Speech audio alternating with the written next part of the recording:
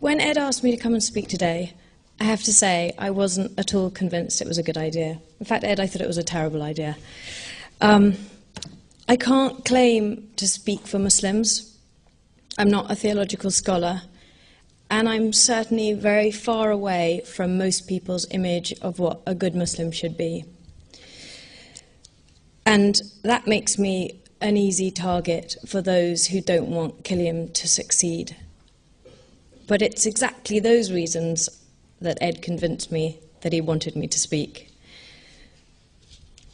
I studied Islam when I converted. Later I did actually the same master's degree as Ed at SOAS, majoring in modern trends in Islam. I have a huge respect for Islam, and most importantly, I'm bringing up my 2 children as practicing Muslims here in Britain.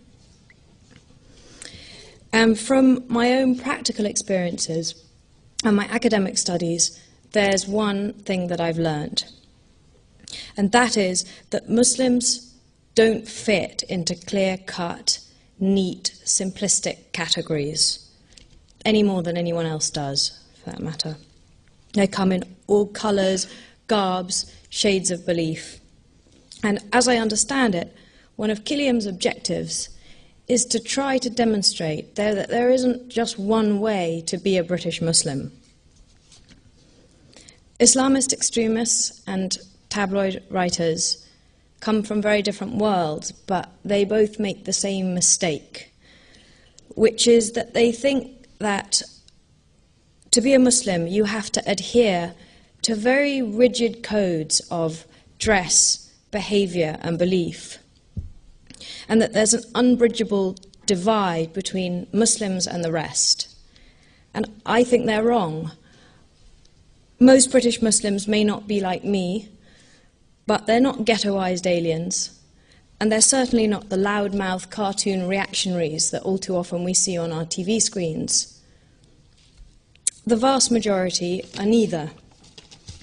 Most Muslims are law-abiding, moderate people who don't feel that contradiction between being Muslim and being British. But through no fault of their own, they now find themselves in a very uncomfortable situation.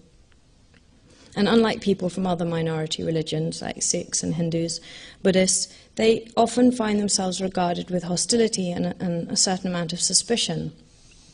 I'm not naive. I can see why this is happening. Yes, there's a growing tide of Islamophobia, and I think that has become, to some extent, an acceptable face of racism.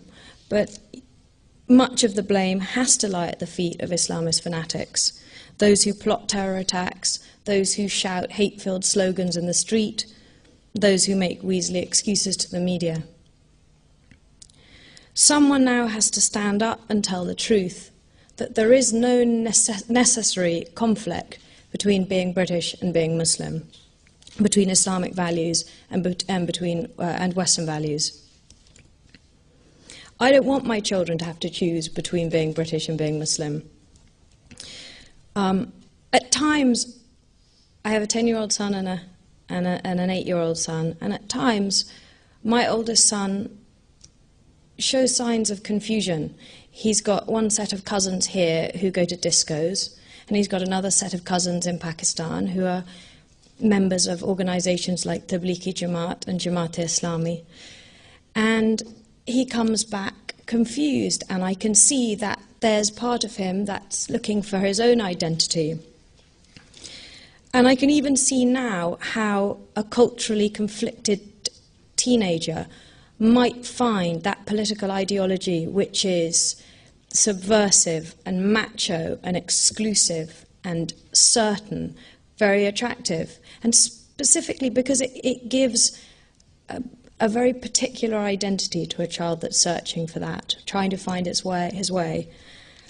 And as Sheikh Abdul Aziz al-Bukhari said, it's easy to be misled. And it's something that I worry about. I worry all the time about it.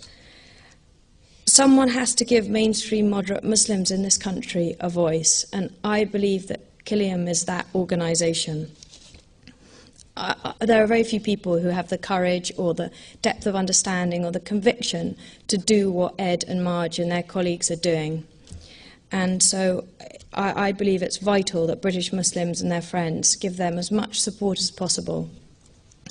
If change is to happen, then it really has to happen from within the Muslim community. I'm sure some of you have read about the verbal attacks and the threats from Killiam's detractors over the weekend. And being more cowardly than Ed, I had a little wobble. And I said, and he sent me a text saying, "Be brave. If there was no response from the dark side, then we would be failing."